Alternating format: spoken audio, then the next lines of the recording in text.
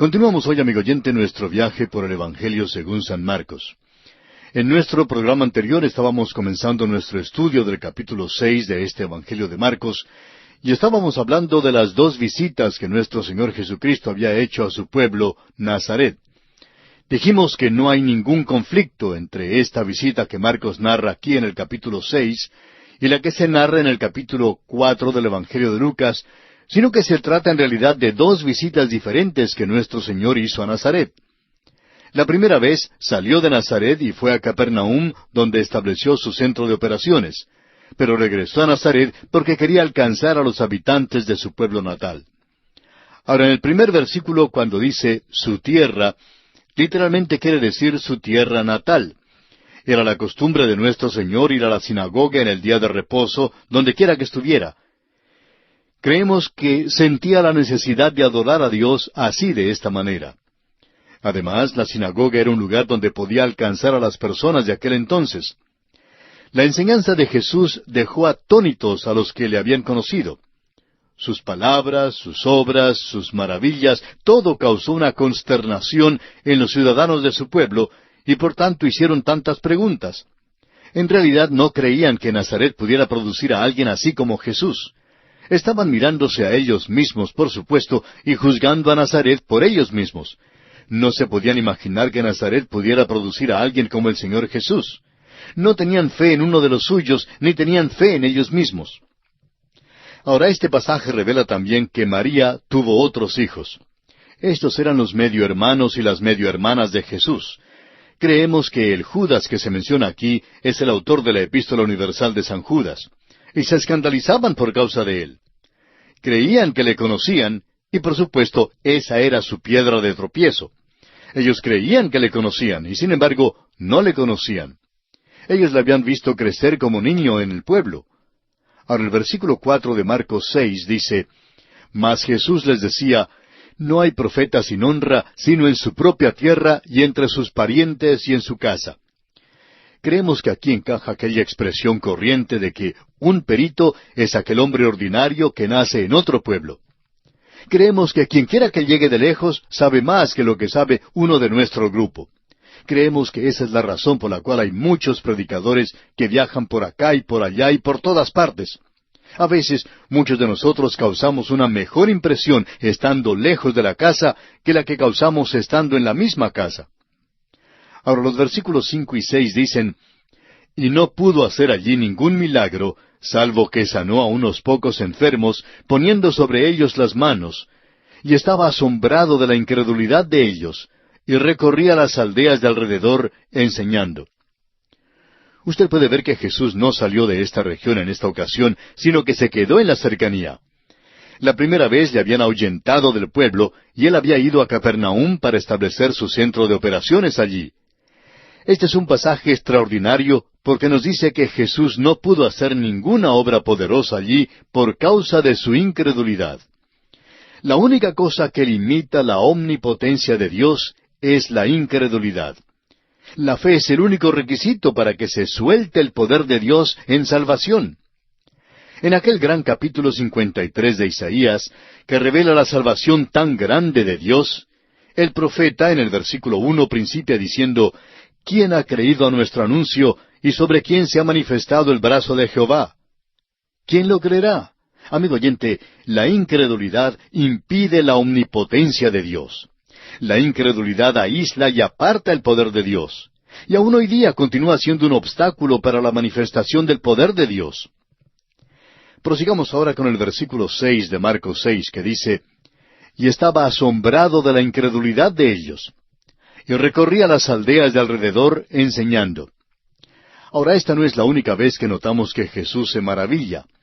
En Mateo capítulo 8 versículo 10 leemos, Al oírlo Jesús se maravilló y dijo a los que le seguían, De cierto os digo que ni aun en Israel he hallado tanta fe. Jesús estaba hablando en aquella ocasión en cuanto a la fe del centurión. Ahora notemos que Jesús iba por todos los pueblos enseñando.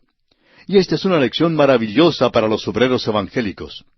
Hay ciertos hombres en la obra de Dios que no quieren ir a un lugar pequeño a predicar ni a enseñar la palabra de Dios. Y hasta critican a otros predicadores y obreros evangélicos porque van a las iglesias pequeñas, además de ir a las que son grandes también. Francamente, debiéramos aceptar las invitaciones como lleguen, sin preguntar cuán grande es una iglesia, ni si recibiremos una ofrenda y aún se nos van a cubrir los gastos de viaje. Quizás sería mejor no formularnos estas preguntas. Ahora bien, no estamos diciendo lo que deben hacer otros hombres. Cada cual debe actuar según su propio criterio. Pero creemos que nuestro Señor Jesucristo nos dejó aquí un gran ejemplo mientras recorría los pueblos del contorno. Piense, amigo oyente, en el Señor de la Gloria, el Hijo de Dios mismo, cuando estuvo acá en la tierra. Él bien pudo haber enviado un telegrama a Roma y haber alquilado allí el Coliseo para una gran campaña evangelística. Seguramente pudo haber atraído una asistencia multitudinaria. Hoy estamos tan inclinados a entregarnos a la megalomanía, pero todos necesitamos aprender la lección que nos enseña Cristo Jesús. Hay un cuentecito que se dice en cuanto al doctor C. E. Scofield, misionero en Centroamérica, y autor de muchas de las notas de estudio que encontramos en la Biblia anotada de Scofield. Según esta anécdota, el doctor Scofield había sido invitado a predicar en una iglesia, y siendo que era una noche muy lluviosa, solo hubo unas 25 personas que asistieron al servicio. El joven pastor se inclinó y pidió disculpas al doctor Scofield por el reducido número de personas que había venido esa noche para escuchar su mensaje y enseñanza de la palabra de Dios. El doctor Scofield contestó: «Joven, durante la mayor parte de su ministerio, mi Señor solo tuvo a unos 12 hombres en su escuela y en su congregación. Y si es que Él solo tuvo a 12 hombres, ¿quién soy yo para creer que sea importante predicar ante una multitud?». Y pasamos ahora a considerar otro aspecto en este capítulo 6 de Marcos. Jesús envía a sus 12 discípulos a predicar. Leamos el versículo 7. Después llamó a los 12 y comenzó a enviarlos de 2 en 2, y les dio autoridad sobre los espíritus inmundos. Ahora Jesucristo envía a los discípulos con el mensaje de arrepentimiento, mensaje que Él mismo ha estado predicando. Note usted que los envía de 2 en 2. Es interesante que el evangelista Mateo no nos informa de esto, ni tampoco Lucas cuando relatan este incidente. Les dio autoridad sobre los espíritus inmundos, que al parecer es la autoridad más alta que podían ejercer. Ahora los versículos 8 y 9 dicen: «Y les mandó que no llevasen nada para el camino, sino solamente bordón, ni alforja, ni pan, ni dinero en el cinto, sino que calzasen sandalias, y no vistiesen 2 túnicas». Ahora, ¿por qué les dio Jesús un mandamiento así? Bueno, debían viajar livianamente. Esto era para subrayar la urgencia de su mensaje y lo avanzado de la hora, la importancia de su misión y su dependencia total de Dios. Más adelante veremos que les instruyó llevar estas cosas porque iban en un viaje largo. Mateo, en su relato de este evento, aclara que esta vez debían ir solamente a las ovejas perdidas de la casa de Israel. Sin embargo, debían aceptar la hospitalidad que les era ofrecida mientras viajaban. Ahora los versículos 10 y 11 de Marcos capítulo 6 dicen: «Y les dijo: Donde quiera que entréis en una casa, posad en ella hasta que salgáis de aquel lugar. Y si en algún lugar no os recibieren ni os oyeren, salid de allí, y sacudid el polvo que está debajo de vuestros pies para testimonio a ellos.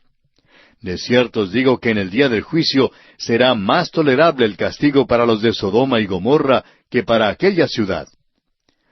Este viaje que van a hacer es un asunto serio y solemne. La luz, amigo oyente, crea responsabilidad, y rechazar la gracia de Dios invita a su juicio. Hoy en día esto todavía es verdad. Leamos ahora los versículos 12 y 13. «Y saliendo predicaban que los hombres se arrepintiesen, y echaban fuera muchos demonios, y ungían con aceite a muchos enfermos, y los sanaban».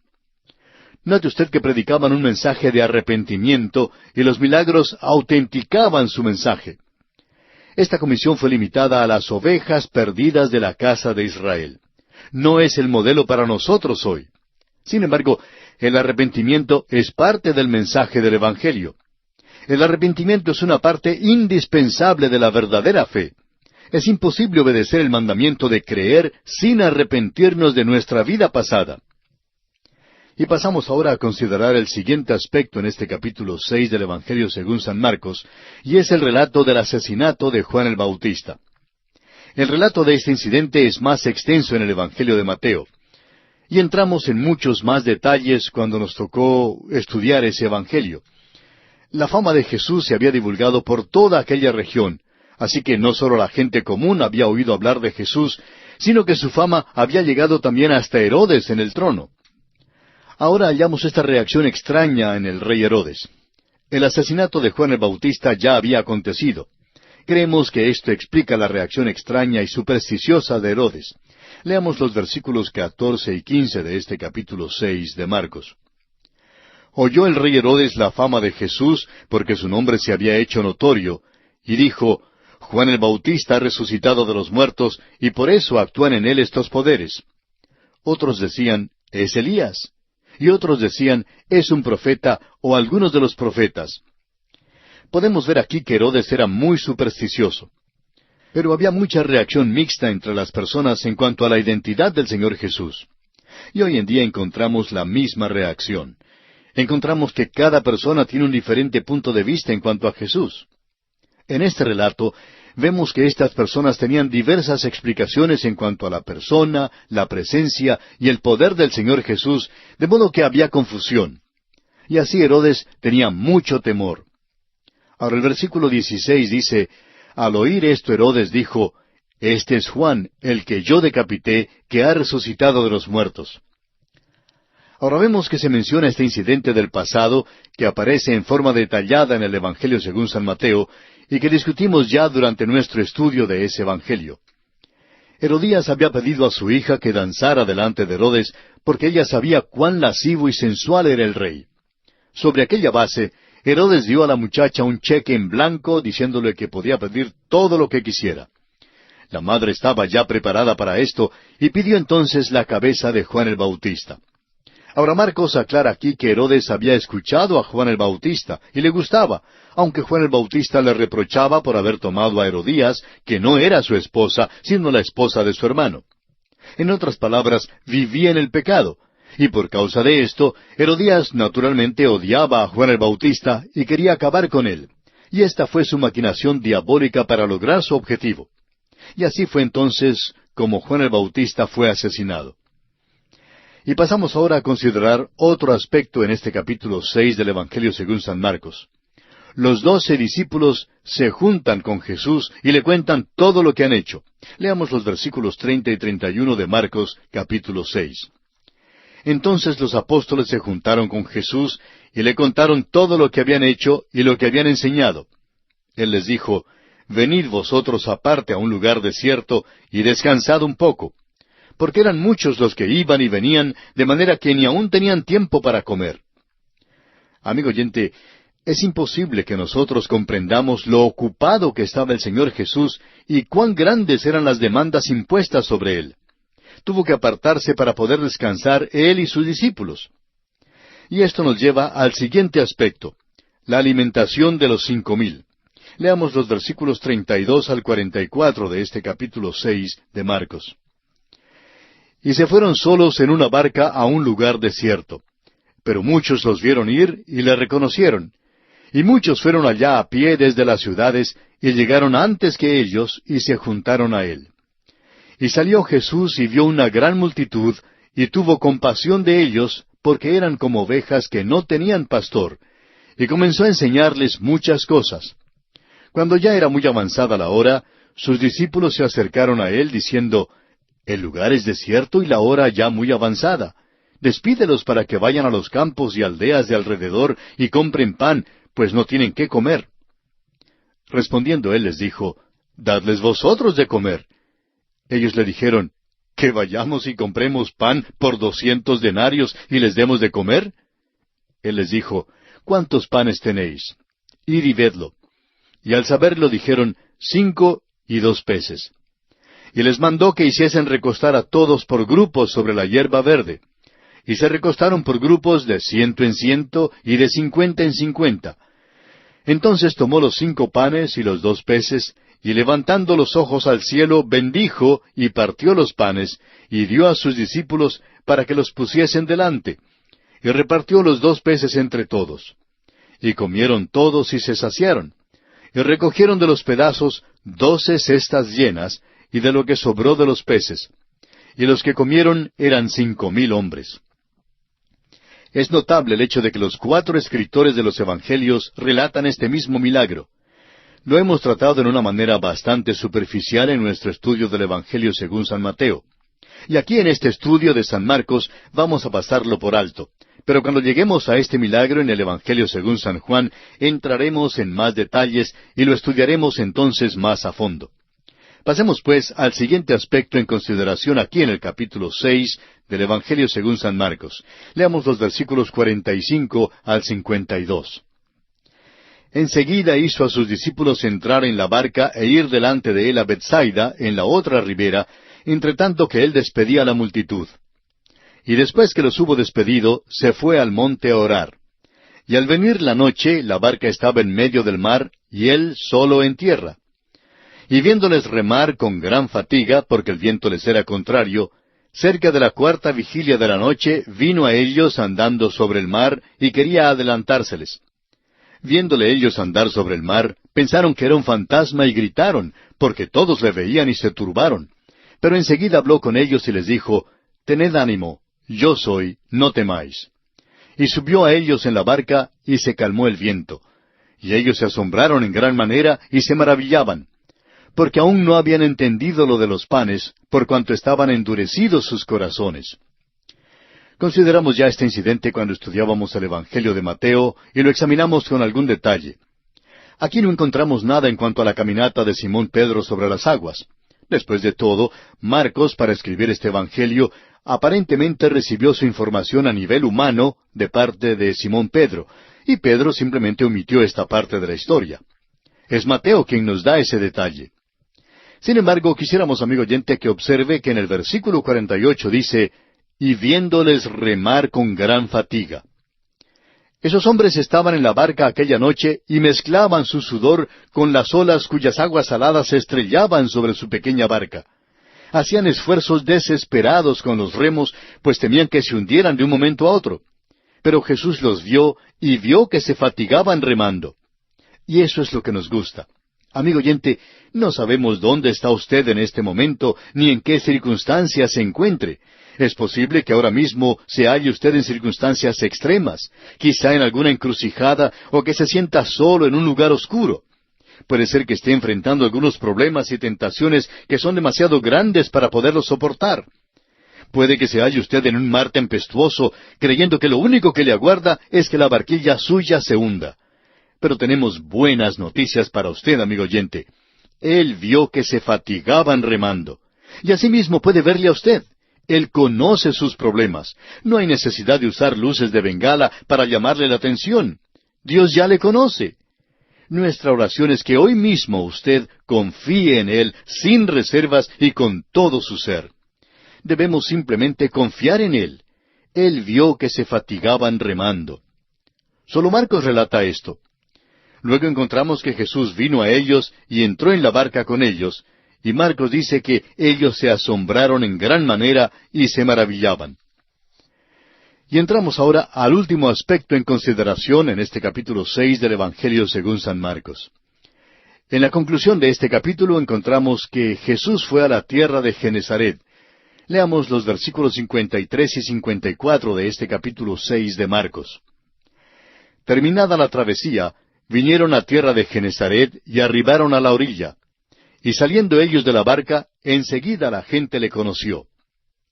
Y ahora, para terminar el estudio de hoy, escuche usted con cuidado lo que dicen los versículos 55 y 56 de Marcos 6. Y recorriendo toda la tierra de alrededor, comenzaron a traer de todas partes enfermos en lechos, a donde oían que estaba. Y dondequiera que entraba, en aldeas, ciudades o campos, ponían en las calles a los que estaban enfermos y le rogaban que les dejase tocar siquiera el borde de su manto. Y todos los que le tocaban quedaban sanos. Es realmente imposible para nosotros hoy en día siquiera imaginar el número de enfermos que Jesús había sanado.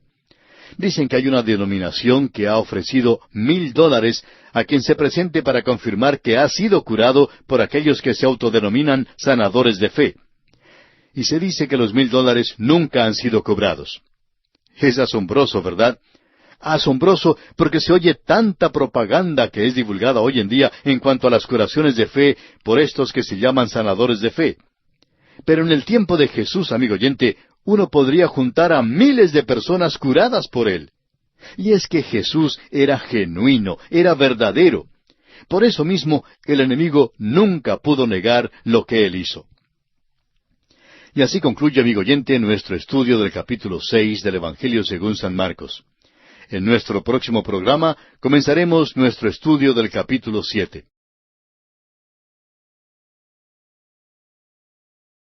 Continuamos hoy, amigo oyente, nuestro viaje por el Evangelio según San Marcos. Nos corresponde hoy comenzar nuestro estudio en el capítulo 7 de este Evangelio de San Marcos.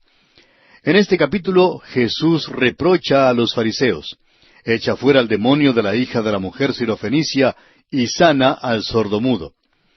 Este capítulo es más breve que el anterior, que tenía 56 versículos. El capítulo 7 tiene 37 versículos, y se nota una vez más que es un capítulo que desarrolla el tema principal de Marcos, que es mostrar que el Señor Jesús es el siervo de Dios que hace la voluntad de Dios. Jesús es un hombre de acción y hace las cosas que llamarían la atención al ciudadano romano de aquel tiempo y a cualquier persona cuyo anhelo es cumplir con el trabajo. Esta es la cosa maravillosa en cuanto a Jesucristo como Salvador. Él puede salvar, es capaz de hacerlo y es el único que puede salvar. El período entre el Antiguo y el Nuevo Testamento es un período en que ocurrieron muchos cambios de gran importancia. Fue uno de los períodos más llenos de acontecimientos en la historia de la nación de Israel. Durante los años de su cautividad, y en este período entre los dos testamentos, cuando ya habían regresado a su tierra, hubo un desarrollo de nuevos grupos y partidos que no son mencionados en el Antiguo Testamento. Había los fariseos, los saduceos, los escribas y los herodianos. En primer lugar tenemos a los escribas. Los escribas tuvieron un buen principio que realmente comenzó en los días de Esdras. Eran los intérpretes profesionales de la ley. Sin embargo, a la hora de la venida del Señor, habían llegado a ser personas quisquillosas, hombres que se preocupaban más con la letra que con el espíritu de la ley. En segundo lugar tenemos a los fariseos. Los fariseos también tuvieron un buen principio. Se presentaron para defender el modo de vivir judío contra todas las influencias del exterior. Eran legalistas escrupulosos, creían en el Antiguo Testamento y eran nacionalistas en cuanto a los asuntos políticos. Querían efectuar la venida del reino de los cielos o el reino de Dios sobre la tierra. En tercer lugar, tenemos a los saduceos. Los saduceos eran integrados por los ricos y por los que estaban inclinados a las distinciones sociales. En realidad, no tenían mucha profundidad espiritual. El hecho es que no tenían ninguna. Querían desprenderse de la tradición. Rechazaban lo sobrenatural en su aceptación del Antiguo Testamento. En cierto sentido, eran emparentados con los epicúreos griegos. Y en cuarto lugar, tenemos a los herodianos. Los herodianos eran un partido en los días de Jesús, y ellos se presentaron como oportunistas políticos. Eran estrictamente los que trataban de mantener en el trono a los Herodes. Y vamos entonces a considerar el primer aspecto en este capítulo 7 del Evangelio según San Marcos. Leamos el primer versículo. Se juntaron a Jesús los fariseos y algunos de los escribas que habían venido de Jerusalén. Note usted que nuestro Señor ha causado tan buena impresión entre los fariseos y los escribas que estos hombres vienen de Jerusalén y llegan al lugar donde está Jesús predicando en Galilea. La buena impresión que causó Jesús también les llevará a través del río Jordán a la región de Decápolis, es decir, una región de 10 ciudades. Veremos eso dentro de un momento. Leamos ahora los versículos 2 hasta el 4 de Marcos capítulo 6. Los cuales, viendo a algunos de los discípulos de Jesús comer pan con manos inmundas, esto es, no lavadas, los condenaban. Porque los fariseos y todos los judíos, aferrándose a la tradición de los ancianos, si muchas veces no se lavan las manos, no comen. Y volviendo de la plaza, si no se lavan, no comen. Y otras muchas cosas hay que tomaron para guardar, como los lavamientos de los vasos de beber, y de los jarros, y de los utensilios de metal, y de los lechos. Vamos a detenernos aquí un momento para considerar esto porque es muy interesante. Hay una crisis que se presenta en cuanto a la persona de Cristo. Cuando estudiábamos el capítulo 6, en el versículo 30, leímos que los apóstoles se habían juntado con Jesús y que le habían contado todas las cosas que habían hecho. Jesús los había enviado y ellos volvieron y le contaron todo. Ahora los escribas y los fariseos llegan y se juntan a él, y es seguro que aquí habrá una confrontación entre el Señor Jesús y sus seguidores y los fariseos y los seguidores de ellos. Hay dos grupos alrededor de Jesús. Un grupo está integrado por sus amigos, sus seguidores que le aman. El segundo grupo incluye a sus enemigos, los que buscan su destrucción. Y siempre ha sido así. Hay dos grupos. Hay aquellos que confían en Él y hay aquellos que le rechazan. ¿En cuál de los dos grupos se encuentra usted, amigo oyente? Esta es la pregunta de mayor importancia. La pregunta no es si usted es miembro de alguna iglesia, ni si ha guardado algunas ceremonias. ¿Cuál es su relación con Jesucristo? Esa es la pregunta más importante. Esa es la pregunta clave. Ahora estos hombres evidentemente constituían una delegación especial enviada desde Jerusalén. Han sido enviados a Galilea para espiar a Jesús. Eran los antagonistas intelectuales que habían sido enviados para atrapar a Jesús. Y créanos, amigo oyente, que la manera en la cual nuestro Señor se defendió es para mí otra evidencia de su deidad. En el Evangelio según San Juan, capítulo 7, versículo 46, se nos dice, «Jamás hombre alguno ha hablado como este hombre». Este fue el testimonio de sus enemigos. Claro que no les era difícil hallar algún supuesto defecto en Jesús, porque el Señor Jesús pasó completamente por alto sus tradiciones. Veamos en qué consistían estas tradiciones. No criticaron simplemente a los discípulos aquí por causa de alguna pequeña violación de la etiqueta. Lo que les molestó de veras fue el hecho de que el Señor Jesús no hizo hincapié en que se guardaran las tradiciones, lo que según su interpretación del Antiguo Testamento era lo de mayor importancia. El incidente que se menciona aquí estaba relacionado más bien con un lavamiento ritual y no tenía nada que ver con medidas sanitarias. Marcos explica a beneficio de los lectores romanos que esta costumbre de lavamiento ceremonial era peculiar a la nación de Israel, y así lo era.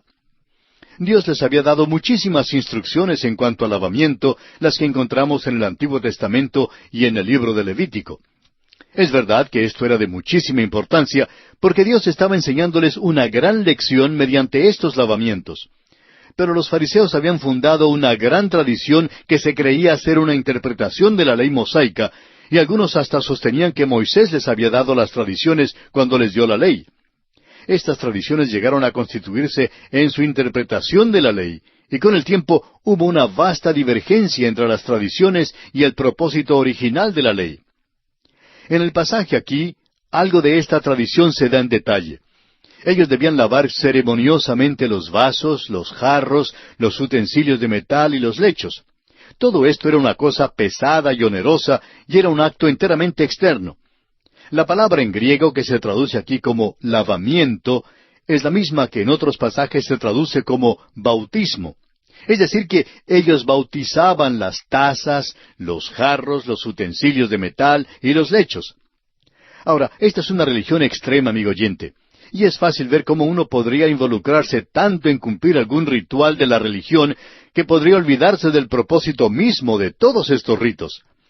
Es necesario que una persona esté bien con Dios antes de poder haber una relación establecida entre Dios y aquella persona. Y hallamos lo mismo hoy en día.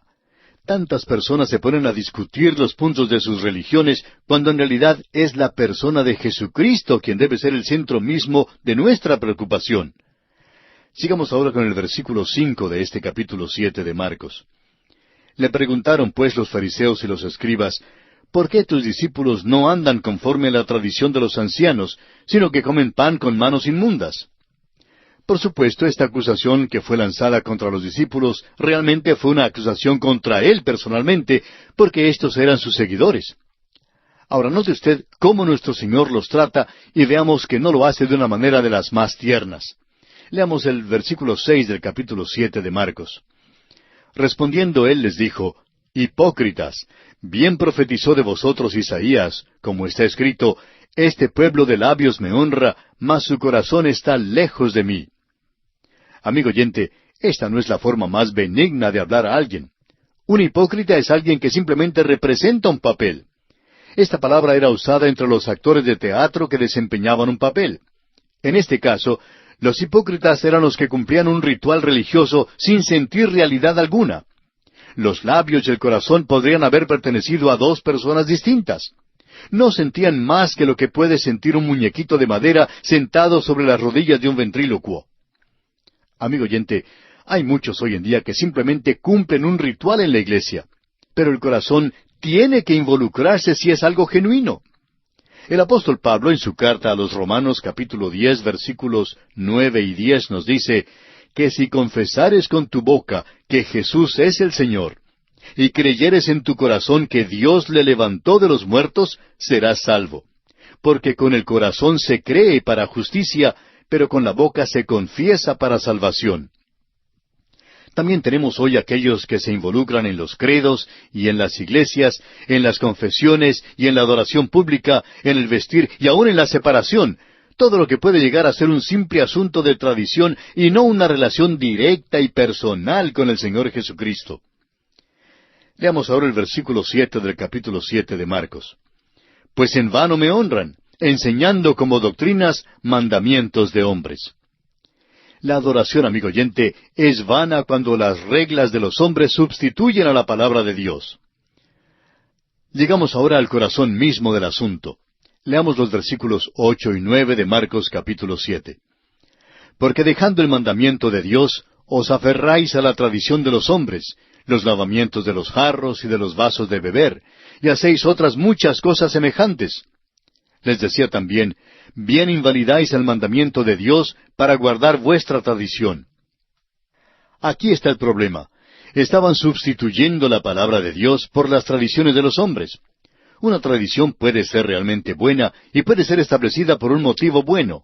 Sin embargo, llega a ser mala cuando llega a ser un sustituto de la palabra de Dios. Y eso es lo que había acontecido aquí con estas personas.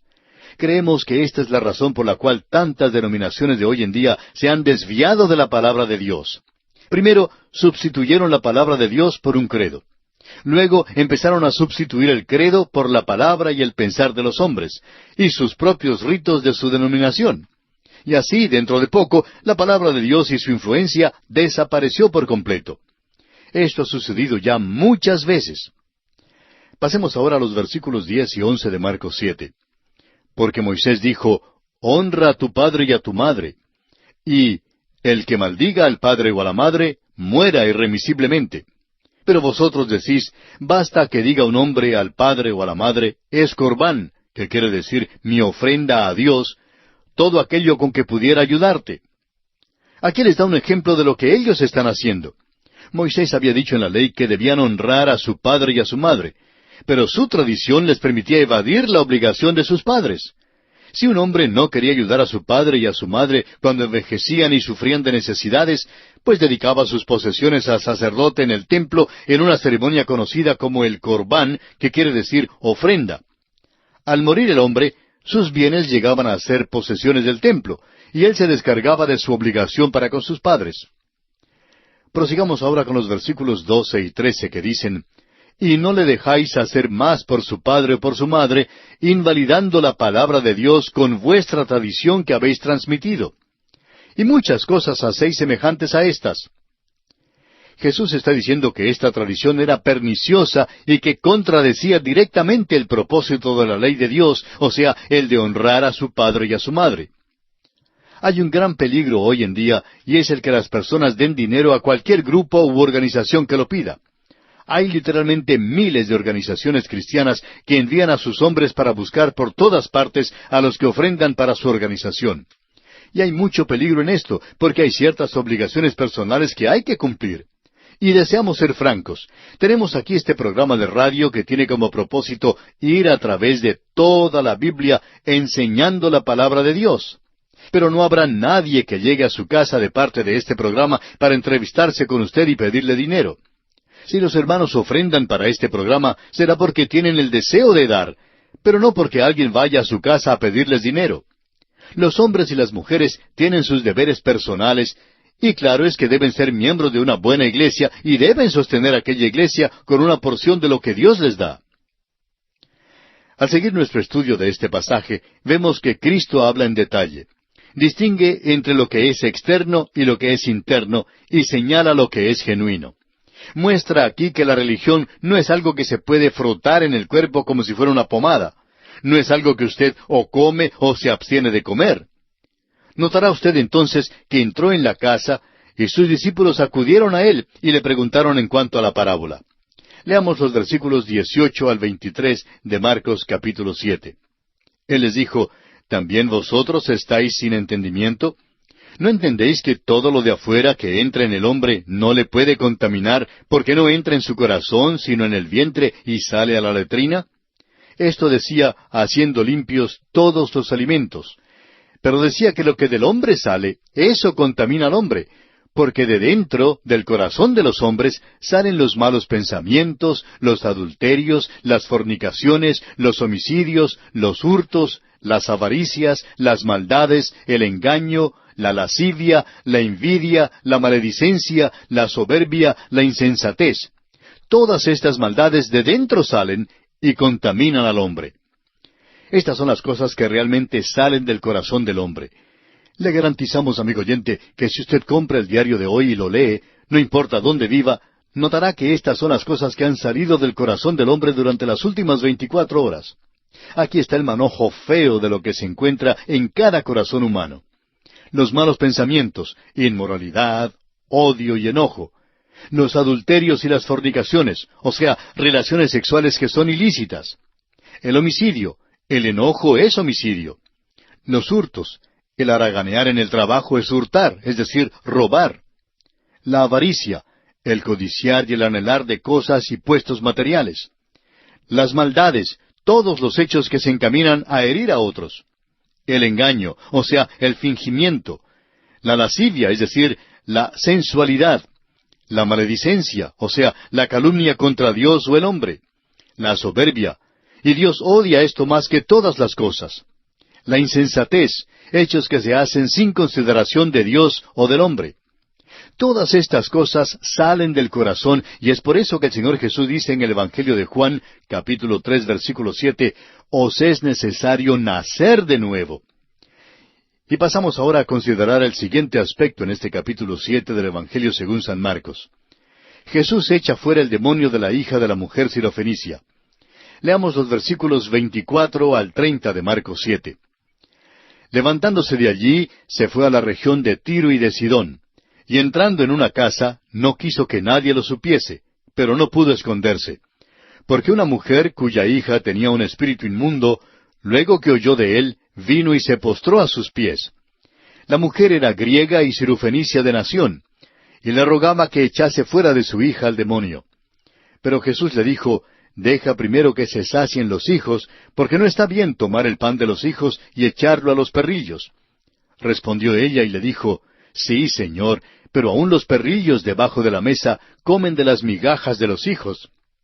Entonces le dijo, «Por esta palabra, ve, el demonio ha salido de tu hija». Y cuando llegó ella a su casa, halló que el demonio había salido y a la hija acostada en la cama. Ya hemos estudiado este incidente, amigo oyente. Usted recordará que nuestro Señor salió de su propia tierra y se encontró con esta mujer, la cual era griega y ciudadana de Tiro. Vino a Jesús por fe. Y la palabra hija aquí es la forma diminutiva que significa que era una muchachita. Al principio, la manera de tratarla de nuestro Señor puede parecer brutal, pero usted recordará que cuando estudiamos este incidente en el Evangelio según San Mateo, indicamos la interpretación según las dispensaciones, la cual es realmente la revelación de una gran verdad. Y creemos que hay otra cosa grande que es revelada, y es la exactitud de los 4 evangelios. Esta mujer es un ejemplo sobresaliente de fe en una persona que vive fuera de la tierra del Señor Jesucristo.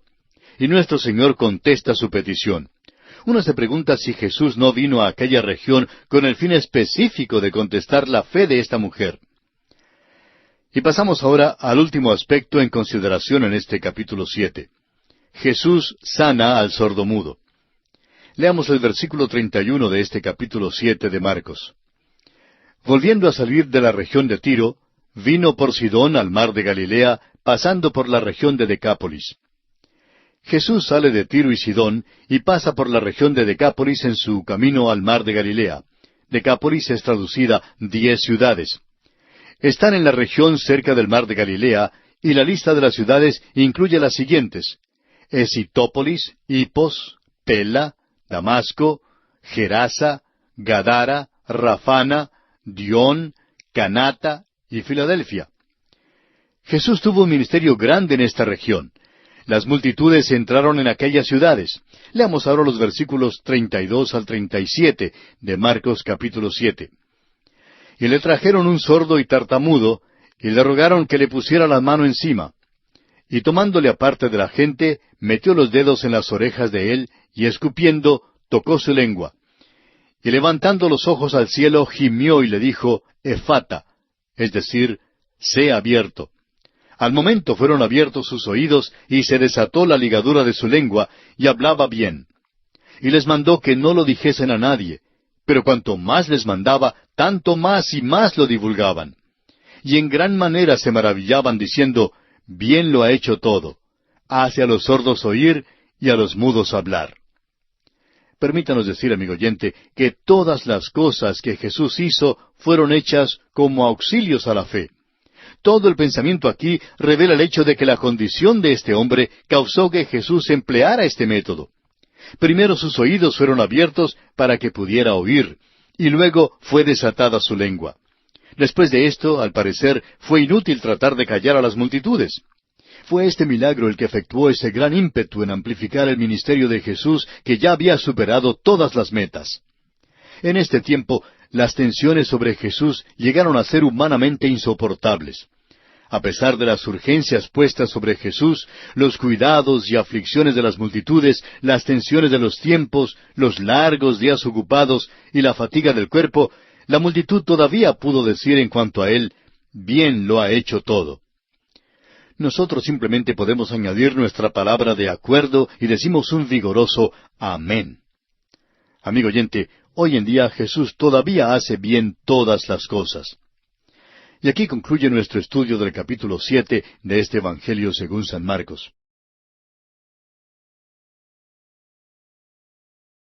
Continuamos hoy, amigo oyente, nuestro recorrido por el Evangelio según San Marcos. Prosiguiendo nuestro estudio en este Evangelio, nos corresponde el capítulo 8. En este capítulo, Jesús alimenta a los 4,000 en las costas de Decápolis. Los fariseos piden una señal en Dalmanuta. En Betsaida, los amigos del ciego piden a Jesús que toque sus ojos. Y finalmente, Pedro declara su gran confesión de fe en Cesarea de Filipos. El capítulo 8 tiene la misma longitud que el capítulo 6, y aquí prosigue el gran tema de Marcos y su énfasis sobre la acción. Lo que hizo el Señor Jesús era importante para los romanos y también lo es para nosotros hoy en día. Ahora, ¿es poderoso el Señor como para salvar perpetuamente? ¿Es capaz de hacer el trabajo? Él es el siervo de Dios, y encontramos aquí que sí puede hacer el trabajo. Consideremos, pues, el primer aspecto en este capítulo 8, y vamos a leer para ello los primeros 9 versículos. En aquellos días, como había una gran multitud y no tenían qué comer, Jesús llamó a sus discípulos y les dijo, «Tengo compasión de la gente, porque ya hace 3 días que están conmigo y no tienen qué comer. Y si los enviare en ayunas a sus casas, se desmayarán en el camino, pues algunos de ellos han venido de lejos». Sus discípulos le respondieron, «¿De dónde podrá alguien saciar de pan a estos aquí en el desierto?» Él les preguntó, «¿Cuántos panes tenéis?» Ellos dijeron, 7. Entonces mandó a la multitud que se recostase en tierra. Y tomando los 7 panes, habiendo dado gracias, los partió y dio a sus discípulos para que los pusiesen delante. Y los pusieron delante de la multitud. Tenían también unos pocos pececillos, y los bendijo, y mandó que también los pusiesen delante. Y comieron y se saciaron, y recogieron de los pedazos que habían sobrado 7 canastas. Eran los que comieron como 4,000, y los despidió. Encontramos aquí en este capítulo que nuestro Señor viajó mucho, y no es que hubiera alquilado un automóvil de aquellos Hertz o Avis. No había buenas carreteras en los tiempos de Jesús. Así es que le tocó caminar. Aquella tierra es pequeña, pero cuando se reduce la velocidad a la de caminar, es una tierra bastante grande. Y Jesús viajaba caminando.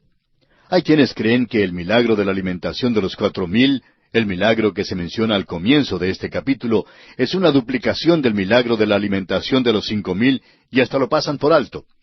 Esta ha sido la causa para que algunos digan que la alimentación de los 4,000 es el milagro despreciado. Cuando el crítico llega a esta parábola, busca en su manera acostumbrada quitarle lo sobrenatural a la Biblia. Su explicación de este milagro es que fue incluido después del milagro de la alimentación de los 5,000, solo para confirmar la alegación de los apóstoles de que Jesús hacía milagros. Es obvio que si esto fuera verdad, el segundo milagro sería más grande que el primero. En vez de 4,000, el número probablemente sería más cerca a los 10,000. Cuando los hombres exageran una cosa, son extravagantes y no son restringidos en el uso del lenguaje.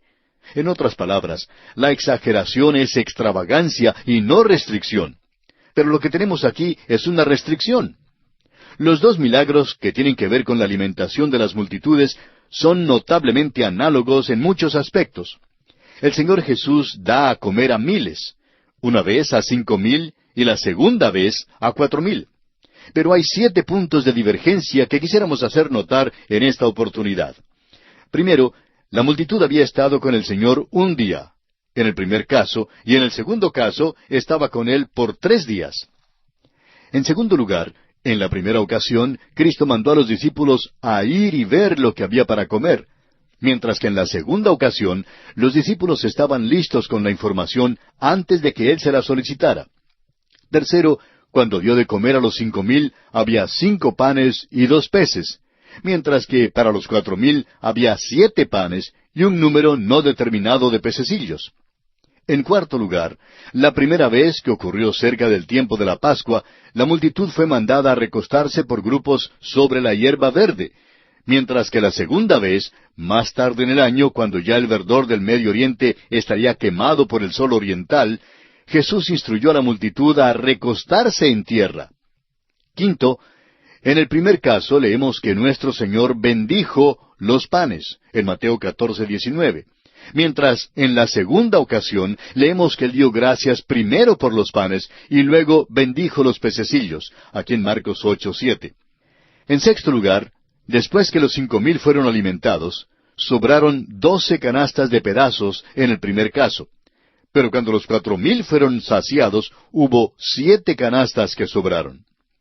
Y en séptimo lugar, el número de personas alimentadas fue diferente en las 2 ocasiones. Parece que también hay un contraste bien definido entre los 2 milagros en cuanto a la hora en que Jesús alimentó a las multitudes. La alimentación de los 5,000 tuvo lugar al final del primer día de estar con ellos. Jesús les había enseñado, pero según nos dice el apóstol Juan, Cristo alimentó a los 5,000 antes del discurso sobre el pan de vida. O sea que este importante discurso fue un tipo de discurso de sobremesa, pudiéramos decir. En la alimentación de los 4,000, la multitud había estado con Jesús por 3 días escuchando sus enseñanzas. El alimento físico siguió a las enseñanzas. En otras palabras, la multitud no había venido para comer, sino para escuchar las enseñanzas de Jesús. Y creemos que esa es una lección importante para nosotros si es que celebramos cenas y banquetes en las iglesias para conseguir que vengan las multitudes. Entonces, amigo oyente, nuestro motivo no es el correcto. Muchas iglesias pueden lograr que asistan muchas personas durante las noches de la semana solamente por el hecho de tener un banquete. Hay algunas clases bíblicas que dependen de la comida para atraer a las personas a fin de que vengan a escuchar un mensaje. Cuando las personas llegan para gozarse de los panes y de los peces, simplemente llegan a ser cristianos de aquellos que se meten en el Evangelio solo por lo que pueden ganar para ellos mismos. ¿Puede entonces bendecir Dios tales esfuerzos sin importarle lo puro que sea el motivo?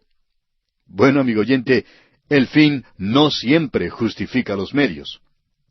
Ahora, al comenzar a leer este capítulo 8, note usted que la expresión «en aquellos días» coloca a este incidente durante el tiempo cuando Jesucristo estaba en Decápolis. La multitud evidentemente había seguido a Jesús a un lugar desierto, el cual era cómodo para la enseñanza, pero no fácilmente accesible para las provisiones. Leamos una vez más el versículo 4 de este capítulo 8 de Marcos. Sus discípulos le respondieron, ¿de dónde podrá alguien saciar de pan a estos aquí en el desierto? Hay algo que es muy interesante aquí. Parece que los discípulos se habían olvidado de la alimentación de los 5,000. Y opinamos que muchos de nosotros hoy en día tenemos la misma experiencia.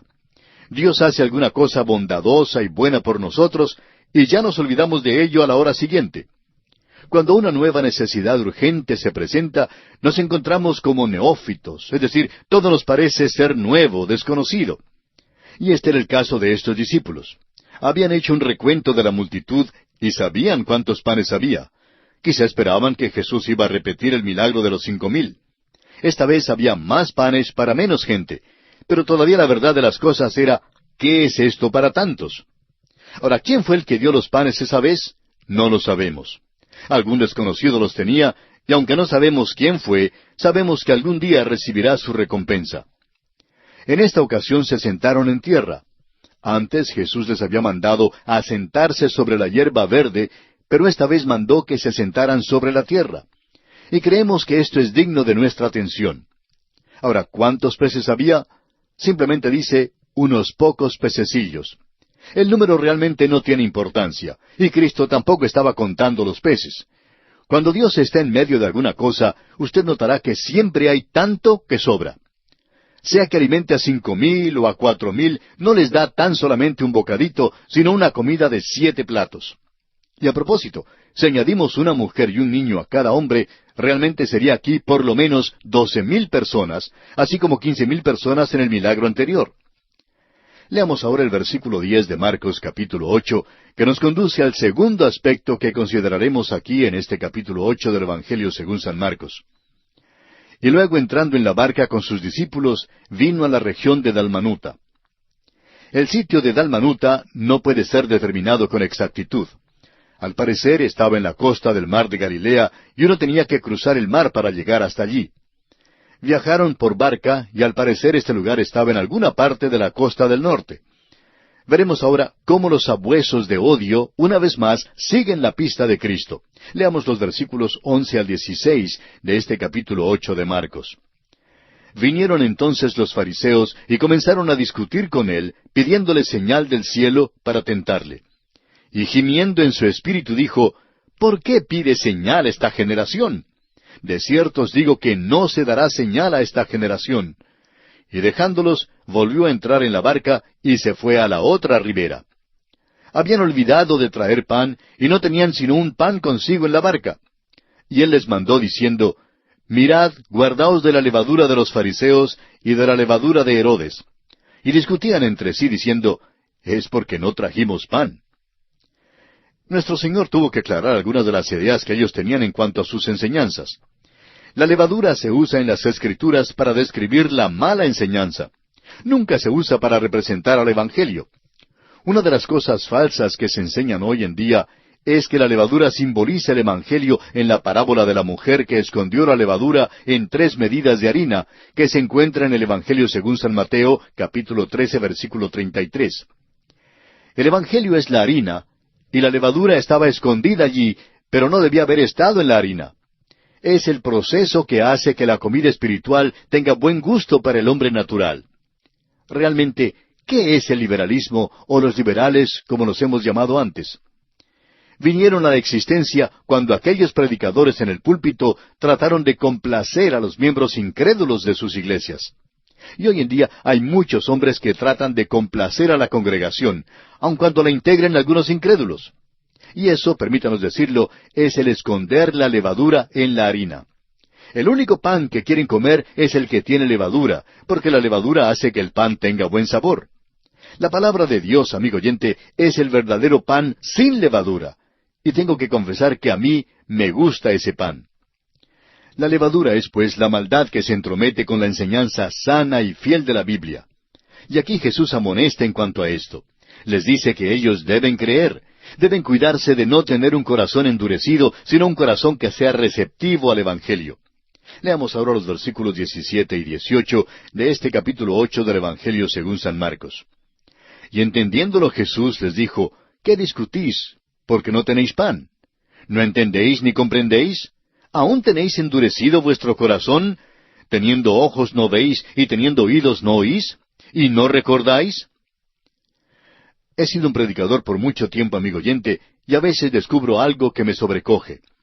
Hay ciertas personas que creo que saben la verdad espiritual, pero quienes realmente no entienden nada. Parece que no absorben nada de lo que han recibido. Hay también los que han estado estudiando la Biblia por muchos años y sin embargo no ven nada. Recuerde que estos hombres eran apóstoles de Jesús. Y los versículos 19 al 21 dicen, Cuando partí los 5 panes entre 5,000, ¿cuántas cestas llenas de pedazos recogisteis? Y ellos dijeron, 12.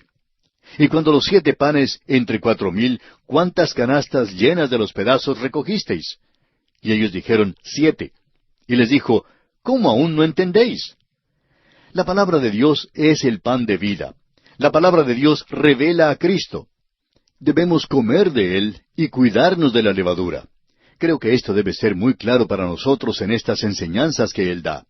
De nuevo, estudiaremos la alimentación de la multitud cuando nos corresponde estudiar los evangelios de San Lucas y San Juan. Entraremos en más detalle entonces. Ahora el versículo 22 dice, Vino luego a Betsaida, y le trajeron un ciego, y le rogaron que le tocase. Aquí hay otro milagro extraordinario que hizo nuestro Señor. Accedió a su petición y tocó los ojos del ciego. Pero usted notará más adelante que Jesús sacó al ciego fuera del pueblo. Es posible que Betsaida, el lugar donde Cristo hizo muchos de los milagros, haya llegado a ser como Nazaret, el lugar donde ya no pudo hacer las grandes obras. Seguramente no había ningún valor medicinal en la saliva, pero el Señor la usó para aumentar la fe de este hombre. Vamos a leer esto para aprender la verdad espiritual que hay aquí para nosotros. Los versículos 23 al 26 dicen, Entonces, tomando la mano del ciego, le sacó fuera de la aldea, y escupiendo en sus ojos, le puso las manos encima y le preguntó si veía algo. Él, mirando, dijo, Veo los hombres como árboles, pero los veo que andan. Luego le puso otra vez las manos sobre los ojos, y le hizo que mirase, y fue restablecido, y vio de lejos y claramente a todos. Y lo envió a su casa, diciendo, No entres en la aldea, ni lo digas a nadie en la aldea. Sobre este lugar de Betsaida ya se había pronunciado el juicio que encontramos en Mateo, capítulo 11, versículo 21. Ahora hay algo en este milagro que queremos mirar con mucho cuidado. ¿Por qué usó Jesús este método?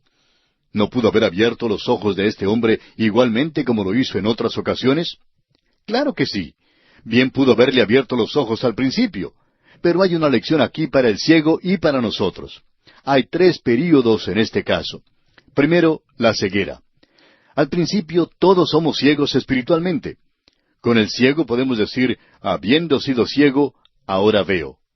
Pero usted notará que el ciego solo tenía vista parcial. Y es Marcos quien nos cuenta de esto, pues Marcos es el que relata los milagros. En segundo lugar, la vista parcial. ¿No es esta la condición nuestra hoy en día? El apóstol Pablo en su carta a los Corintios, capítulo 13, versículo 12, nos dice, Ahora vemos por espejo, oscuramente, mas entonces veremos cara a cara. De vez en cuando recibimos cartas de los que nos dan a entender que tienen gran discernimiento espiritual. Se encuentran entre los que descollan sobre todos los demás y a veces nos dicen que, según el pensar de ellos, allí es donde nos encontramos nosotros. Pero, amigo oyente, tengo que confesar que yo simplemente veo como por espejo, oscuramente. Hay tantas cosas que todavía no entiendo. Pero hay quienes no piensan así. Creen que saben todas las cosas que aún quedan por saberse. Esa es una de las calamidades en algunas iglesias hoy en día. Hay muchos miembros que nunca asisten la noche del estudio bíblico. ¿Y sabe por qué no van? Porque ya saben más de lo que sabe el pastor. Ahora eso puede ser verdad. Pero lo trágico es que muchos creen que saben mucho más de lo que realmente saben. Sócrates, en su tiempo, declaró que él era el más sabio entre todos los atenienses. Eso, por supuesto, escandalizó a todo el mundo porque Sócrates era un hombre muy humilde. Le preguntaron entonces qué era lo que quería decir. Y él respondió, pues ustedes saben que hay muchísimos atenienses que creen que saben algo, y yo sé que nada sé. Y siendo que yo sé lo que no sé, soy el más sabio entre los atenienses. Amigo oyente, permítanos decirle que hay muchísimos santos hoy en día que piensan, que creen que saben algo. Pero el apóstol Pablo en su primera carta a los Corintios capítulo 13, versículo 12 dice que ahora vemos por espejo oscuramente, lo que es nuestra condición hoy en día. Mas entonces veremos cara a cara. Y estaré muy contento cuando llegue allí donde sí voy a saber algo. Y el tercer período que encontramos en este pasaje es la vista perfecta. Recibiremos la vista perfecta espiritual cuando lleguemos a la presencia del Señor. Y entonces será cuando podamos ver verdaderamente. Volviendo a este pasaje, note usted que cuando nuestro Señor terminó aquí, había curado completamente a este hombre. Hay algo aquí que no podemos desarrollar enteramente ahora por falta de tiempo, pero ¿ha notado usted los diferentes métodos que usó nuestro Señor para abrir los ojos de los ciegos? Aquí en Betsaida, cuando sanó a este ciego, tocó sus ojos. Cuando Jesús sanó al ciego Bartimeo, no le tocó de ninguna manera, sino que simplemente le habló desde una distancia, y la fe sola abrió sus ojos.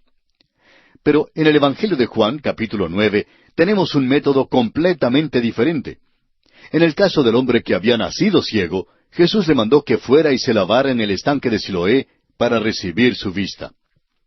Ahora los versículos 27 al 33 nos entregan el penúltimo aspecto en consideración en este capítulo 8 de Marcos, o sea, la confesión de Pedro. Y pasamos mucho tiempo y entramos en muchos detalles sobre esto cuando estudiábamos el Evangelio de Mateo, y no vamos a repetir tanto en esta oportunidad. Lo importante aquí es, ¿quién es Jesús? Jesús quería saber la apreciación que tenían los hombres de Él. Y la pregunta importante, amigo oyente, es, ¿qué opina usted de Cristo? Para poder ser unidos a Él, es decir, unidos a Él en una relación correcta, y para disfrutar de aquella relación, lo que usted, amigo oyente, opina de Cristo es muy importante. Eso es esencial para la salvación. Creemos que la cosa más noble que Simón Pedro jamás hiciera fue confesar, «Tú eres el Cristo».